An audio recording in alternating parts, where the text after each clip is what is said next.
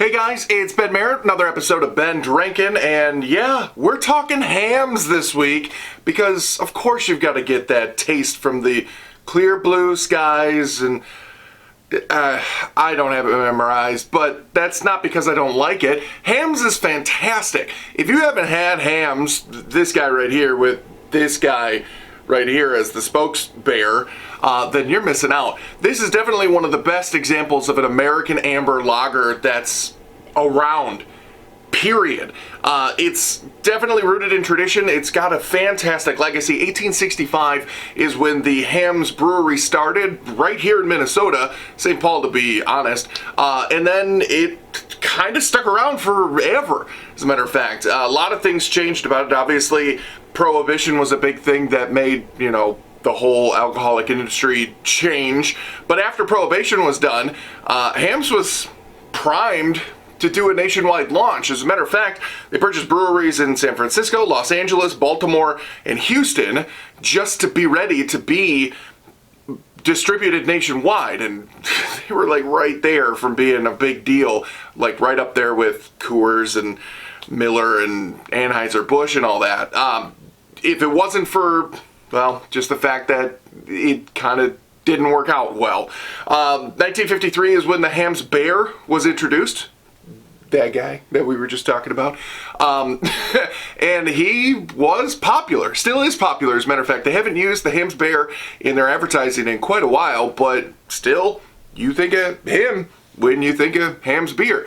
1968, again, they were acquired by a food and beverage company in Connecticut, and then sold to Olympia Beverages, Olympia Brewing, actually, is what I meant to say, in 1975. Then, 1984 is when they were sold to Stroh's. Yeah, another Midwest staple beer.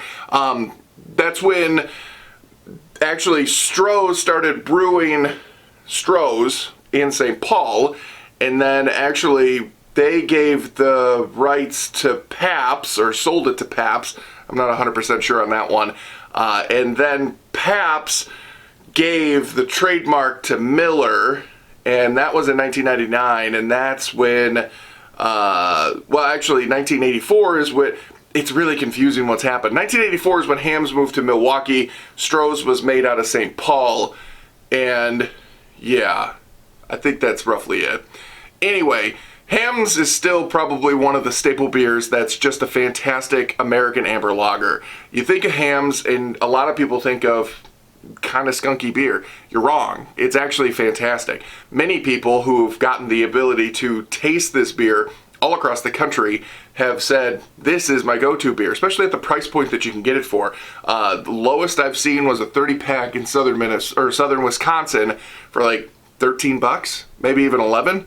So yeah, it's a pretty darn good beer. It's a good, cheap beer, and it's got so much nostalgia to it too. Again, this little guy right here is making it worth it for you to just even think about Hamm's in a positive light. So again, Hamm's is definitely worth your time. It's definitely worth the taste.